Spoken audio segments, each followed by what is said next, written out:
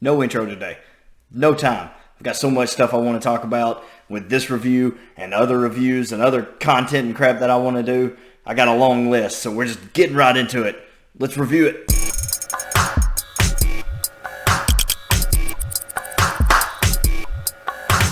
What's up, everybody, and welcome to One Man's Opinion. And today we're talking about Invincible. Now, Invincible is an Amazon Prime series based on a run of comics written by Robert Kirkman, the same guy who wrote The Walking Dead. And yes, it is about superheroes, which at this point is a subject that, what more can we do with it? It's like, oh man, another superhero thing? Have we not had enough superheroes? And I feel that way. But I gotta tell you, this one's different. This review's not gonna be like most other reviews. Usually I start with the negatives, I move to the positives, but this is spoiler free.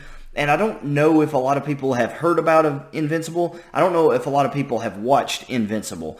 And so I don't want to just throw negatives and positives around and be like, ah, yeah, you should watch it, ah, yeah, you shouldn't watch it, or whatever it is, because you need to know that you absolutely should watch Invincible. You need to know that it's not just another comic book adaptation. It's not just another superhero franchise. And even with movies and shows that have gone sort of more adult, I guess, have more adult themes, such as like The Boys or Kick-Ass or even The Watchmen, we've seen sort of more adult, gritty, real-life comic book adaptations that deal with more adult themes. We've seen that too. So even at this point, if I told you that that's what it is, I might not be able to grab you and pull you in. So it's really weird. I don't know how to tell you that this is a really good show without giving any spoilers away and without comparing it to something that you might have already seen. But it truly is different. It truly is standalone, and it truly has its own place in comic book iconography. It's truly a trendsetter in its own ways, in some ways. So I'm going to tell you what it's about. But as I do that, you're going to think this all sounds very familiar. This all sounds like things that I've seen before. But I promise you,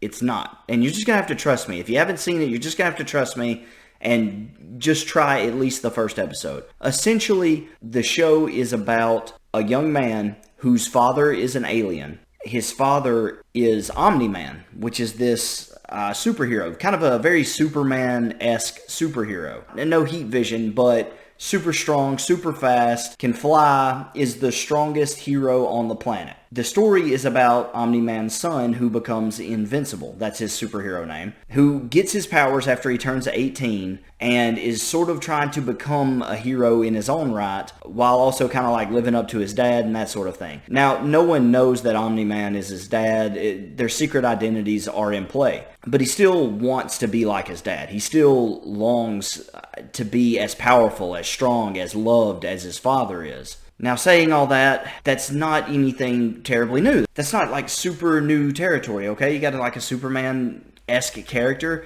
There are even a group of heroes called the Guardians of the Globe, and it's just the Justice League. It's exactly the Justice League. There's a guy called the Immortal, who's basically Superman. Yeah, I know there's kind of two Superman-esque characters, but he's basically another like super strong, super fast, flying superhero. There's War Woman, who's like a Wonder Woman. There's Darkwing, which is basically Batman, and Red Rush. There's like a Fishman, who's like Aquaman. Red Rush, basically Flash. And anyway, there's this group of heroes that are identical in a lot of ways to the Justice League. And you watch that first episode, and you're just like, okay, it's a cute little coming-of-age story about this kid who's trying to become a hero like his dad. It's nothing too special. And then you watch the episode end. And I'm watching that first episode, and it goes off, and I'm getting ready to turn it off, and I'm like, there's still 10 minutes left. They're rolling credits. There's still 10 minutes left. I'm like, okay. Post-credit scene, maybe. 2 or 3 credits roll, just a couple names pop up, and we open up into another scene. And I wish I could tell you what happened. But what happens at the end of episode 1 is a game changer. And you're just like, what just happened? Why? Why did it just happen? From there, if you're not thinking... If you watch episode 1 and you watch that after the end credits and you see everything that happens, and you're not thinking... okay, I need to find out what's going on here, because clearly there's more at play. If it doesn't grab you by the end of that first episode, hey, you know what? I don't blame you. Superheroes, whatever, we've seen it a million times. If it's just not your bag, or you're thinking, man, I don't want to watch another 8 episodes another 7 episodes of this. Hey, at least you gave it a shot, walk away. But I don't think you will. And this is where it's tough, because I can't tell you what happens. What I can tell you is that even after that, as you're watching a couple episodes, you're like, okay, well now at least I have an idea about what direction the show's heading. And then it twists it on you again. And it's just like every time you think, okay, I know where this is going, it turns it around. It turns it around again, and you're like, oh crap, that's crazy. And the show does very good. Yes, it is animated, but it does a very good job of using violence in a proper way. It's not just violent and gory for violence and gore's sake. Every fight that you see in Invincible isn't just a blood fest, isn't just a gore fest or just people getting destroyed all the time. But it does happen periodically throughout the show, which gives it these stakes where you feel like, okay, anybody can die at any time in this show. There are real stakes here, and people don't just get killed, they are beaten in this show. And sometimes it's just like, yeah, that's what it would look like if they were superheroes. Yeah, it would be that real. And at the heart of it, there's this beautiful story about a family that's trying to work things out together. And I can't say more than that, but there's such a good story here. Something else that the show does really well is there are a lot of side characters. So you've got Omni-Man and Invincible and their family, and that's the main characters. But then you've got like Invincible's friends and other superheroes, and there are other people running around, even like villains that are introduced early on who you think are just like plot devices and they're not going to be useful. They're going to be this one time just used to introduce other characters, and then, you know, we'll never see them again. Those characters become very, very important later on in the series. So they do a very good job of making you interested, making you care about characters who aren't your main characters. I want to know more about these side characters. I want to know where these group of people are from. I want to know more about this person's backstory. I want to know what's going to happen to this guy and this girl and what's going on here. Like, you constantly want to know these things, and the show paces very well and lets you know things as it goes. You learn more about characters, and I gotta tell you, man, it's just super well written. And the characters are great. There's only one character that I really don't like, and I wish she would just go away. But other than her, everyone else in the show is fantastic. Beyond just the writing and the animation, I will say, the animation is 8 out of 10. Really good most of the time. For whatever reason, I don't know if there's different artists that come in on different days or, you know, how that is done exactly. There are times when the animation comes, it's all 2D. It all looks hand-drawn. It's not like CGI or computer-generated characters or any of that. It's all drawn, but there are times where characters just look a little more two-dimensional than others.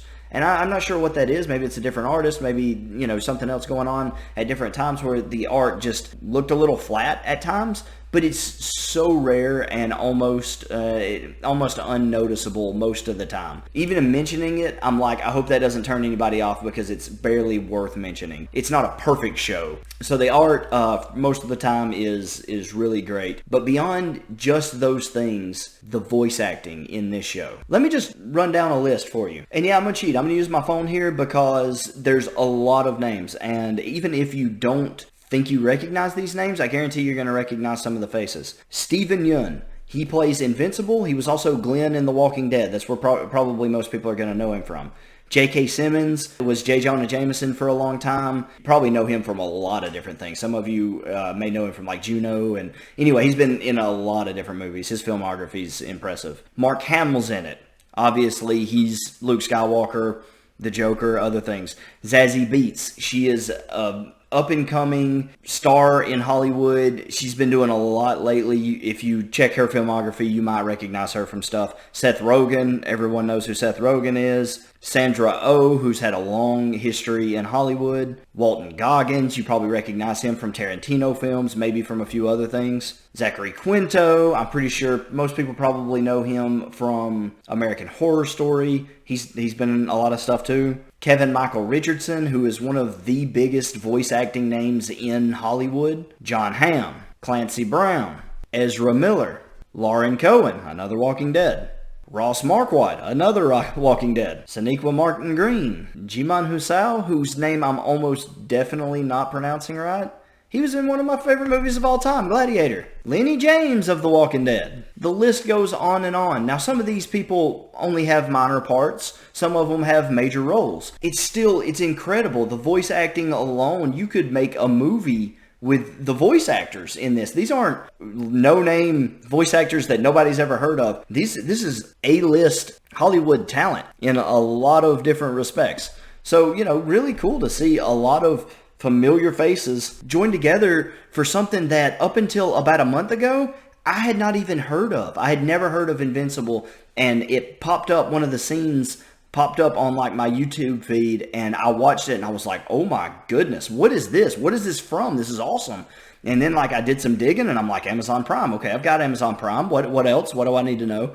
And so then I found the show. 5 episodes were already up by the time I got into it. And so I was like, man, this is something else. Without going into spoilers or anything, let me just close out by saying this. This show has a lot of heart. Start to finish, a lot of great characters, a lot of excellent voice acting. J.K. Simmons, listen, J.K. Simmons in this show as a voice actor is fatherly at times, menacing at others, just absolutely threatening and imposing and intimidating, but also firm and strong, and just like he's everything you think Omni-Man should be, like especially as you get to know the character. It just so good. The story is really good, and I cannot wait to see where season 2 goes. Please try Invincible. There's not much more I can tell you without spoiling anything, so I'm not going to go much further with this review. I might do a spoiler review soon. I don't know yet because I've got a lot of stuff that I'm wanting to do, and I'm pushing out videos as fast as I can right now while working my regular 9 to 5. So I will try to do one. I'm not going to promise it, but don't wait on that because I don't want to spoil anything from this show. When you think you know where this show is headed, get ready because it's about to turn. Having said all that, with almost no complaints, Invincible was just about a perfect landing for a season 1 of a new show. Don't let the cartoon throw you off. Don't let the fact that it's a cartoon make you think that it's not for you or anything like that. Go give it a shot. I'm giving Invincible season 1 a 97 overall. All right. Well, have you seen Invincible? If so, drop down in the comments. Let me know what you thought about it. I want to hear your thoughts. If you didn't like it, I would say you're probably crazy or you're a Philistine. But you know what? It's not maybe for everybody, and not everything is for everybody. So I'm sure there's some people out there that didn't like it. I would love to hear your thoughts. I still want to know what gripes would someone who didn't like it have. So please let me know. If you didn't like this review or didn't like what you heard here, don't get mad. Remember, this is just one man's opinion. Thanks.